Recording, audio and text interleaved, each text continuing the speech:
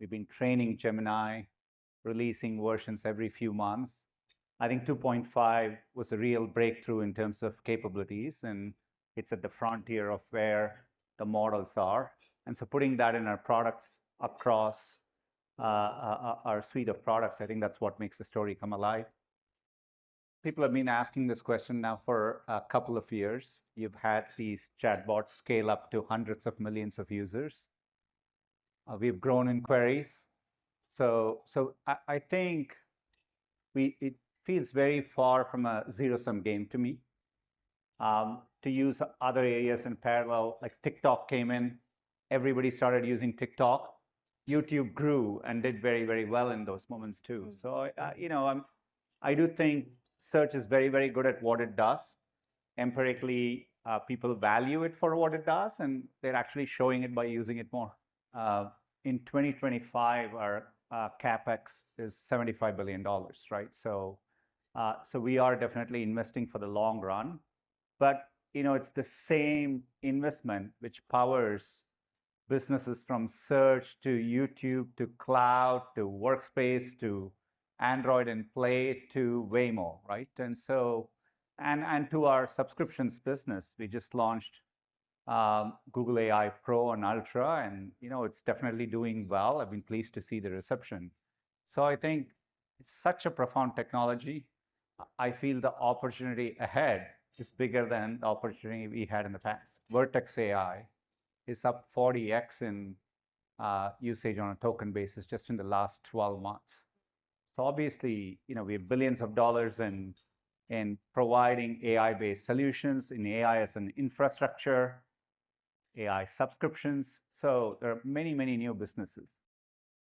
The new technology creates new opportunity. More people can create content, but you also have a rise in low-quality content.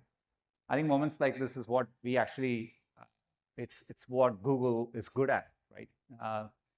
Separating, finding the needle in the haystack, making sure you surface the higher quality content.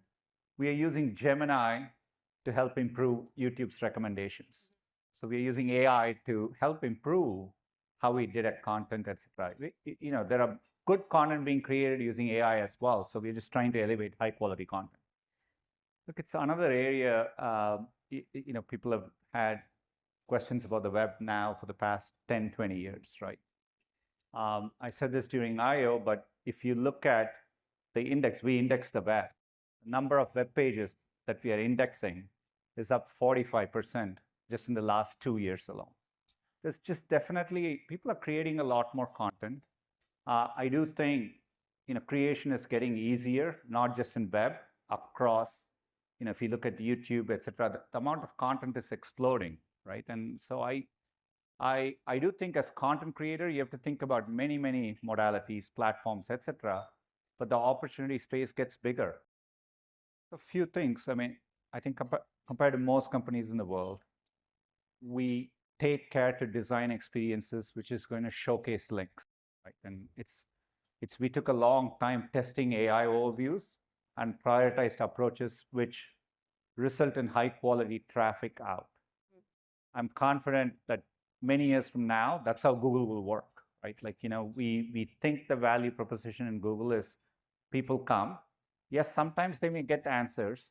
That was true when we launched featured snippets many years ago. But people come back, people are curious, people are expanding their use cases, and people do seek out sources on the web. And we are going to prioritize approaches. Obviously, with AI overviews, the quality improves, the context we are giving users improve. What we are seeing is people are clicking and going to a more diverse set of websites, and they're spending more time on average per click. Look, ultimately, you could have asked questions like this about driverless cars, right? Ultimately, it's the people who choose what they want to do, right? And so you will only succeed in these things if you're building something delightful. I am wearing glasses right now, right? So they don't have a display in them, they don't have audio in them. But if you could make something which has no additional cost for me, but when I want it to, it's going to give me important information, make it more useful, my life gets better. Look, I've been playing around with the AR glasses. In fact, I was talking with a friend who had it on and shot a basketball, and he had an air ball, and it told him like that was experience delightful. His natural instinct was like, what should I be doing better, right? And so you're going to have these things be a companion, be a coach, all of it. So I think we have to do it tastefully, but if done correctly, I think people will respond positively. I expect in this moment to be that there'll be a lot of innovation, right? I have enormous respect for what Johnny has done, and I'm looking forward to seeing what new computing devices are on the horizon. Look, I expect we will grow from our current engineering base even into next year, right? Because it allows us to do more. I think the opportunity space is also increasing. I just view this as making engineers dramatically more productive, getting a lot of the mundane aspects out of what they do, allowing them to spend on higher value added tasks. But that means it's an accelerator. People will be able to do more, which means maybe we'll create new products, and hence we will need more people. At least in the near term, to me, it looks like we will expand engineering velocity, and that doesn't mean we're constrained in what we will do. We'll end up doing more as a company as well. Tough to predict all effects of it long term. Just the fact that today, 60% of the jobs today didn't exist in 1940, right? At least by MIT study by an economist called David Autor, right? So it is so tough to sit at any given time. I was just looking at YouTube in India. There are 100 million channels in India alone. There are 15,000 channels with 1 million subscribers. Just imagine describing this world to someone in India 15 years ago. It would make no sense. So, I don't want to, I think it's a bit pointless to think that far ahead. But I think we underestimate how expansionary this moment is. We should take those concerns super seriously, right? With this technology, to my earlier point about new jobs getting created, you're going to create new opportunities.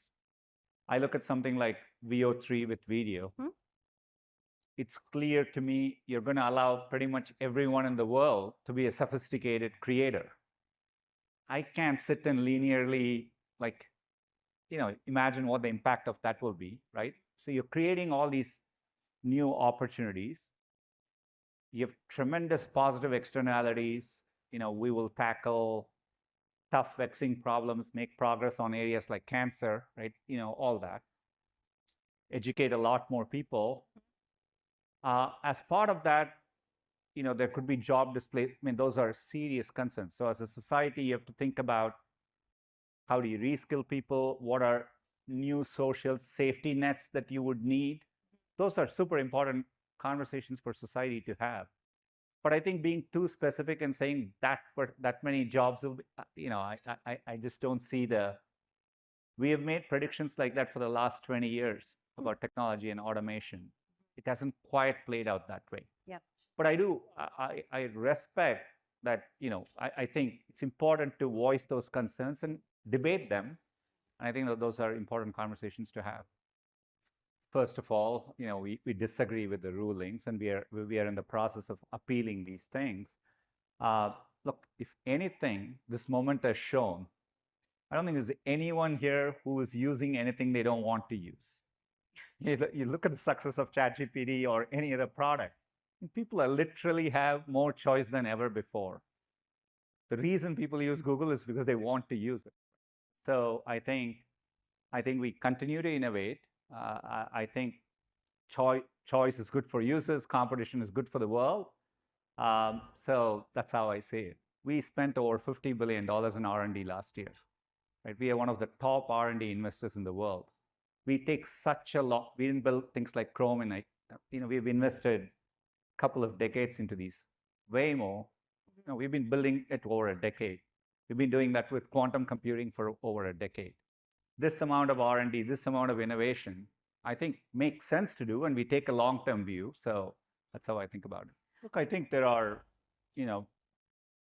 well, I'm confident there is a company that's going to be created with AI, just like when the internet happened. Many years after the internet happened, Google didn't exist. So, there's no doubt to me that 3 years from now, there'll be a company which will be dominant in this AI age, which we don't even know the name of today. Yeah. That's the only way things work in the future, right? So, we earn that trust by, we've been storing people's emails now for many, many years, but we've handled that content responsibly, right? Protected from bad actors. We fight against unwarranted requests. So I think more than any other company, I think we've taken, this is a responsibility. People trust us in those moments. And we are only evolving the products in a way people are telling us, with their feedback.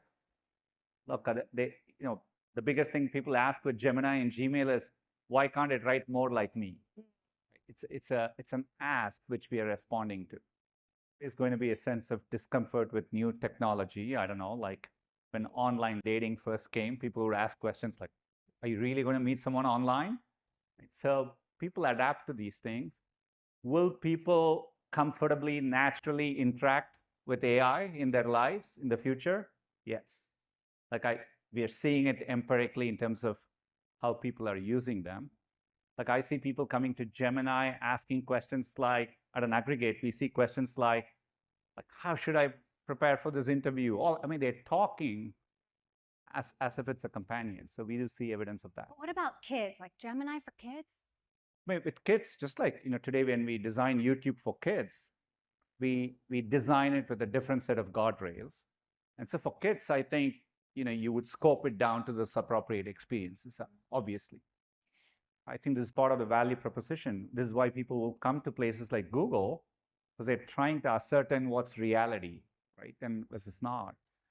And I do think we are going to evolve new norms around, for example, with video, we are watermarking videos. They are built with synth ID, so people can detect that they were generated with VO. You can upload any video to Google and ask about this, any image to Google, ask about this image, and it will tell you if it was generated by VO3. We built a synth ID detector for researchers and journalists. So, all these things are going to evolve in parallel. Down the line, we will need regulations maybe to say something which is a true deep fakes. Just like your financial fraud, you would need new norms around things like that. So we have to evolve as new technology comes up. I think so. I think humans, as humanity, we would value that shared sense of reality. And so you would value human experiences even more in the future, right? That's how I think about it. One of the leading American companies, global companies, in this particular moment, with the point of inflection around AI, I do think the next few years are critical from many aspects. So we are committed to engaging. We did that with the first Trump administration. We are committed to doing that. Look, around the world, we comply with laws and regulations in all the countries we operate in. Doesn't mean we agree with every aspect of everything, right? But as a company, we do have our set of values, and so we are committed to them as well. So I think, for example, as a company, I think we are committed to making sure we develop AI in a way that protects the planet. That's an important value for us. And you've seen us prioritize efforts around renewable energy. So we'll continue doing those things. But I think it's important that as a company, we engage. There are many, many people in the administration, particularly around critical energy needs, critical infrastructure. These are all important areas we want to work together on. AI. When I look at the depth and breadth of what we are doing as a company, across everything we are doing on multiple fronts, I think we are incredibly well positioned. But definitely, through this moment, it's a moment in which we realize it's a moment to accelerate at scale what we are doing. And that involves, stepping back and thinking about how you can make the company work faster, setting up Google DeepMind, bringing our best teams into one team, scaling up our AI infrastructure. Our CapEx is $75 billion. That was $20 billion a few years ago. So we are dramatically scaling up our infrastructure. So you're undertaking these big bets. Waymo, people are talking about it now, but 3 years ago, people were very pessimistic on it.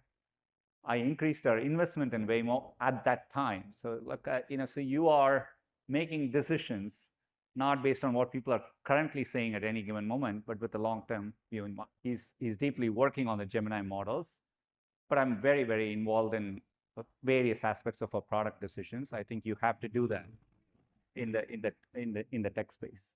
It's important to understand like the products we build, tremendously impact society.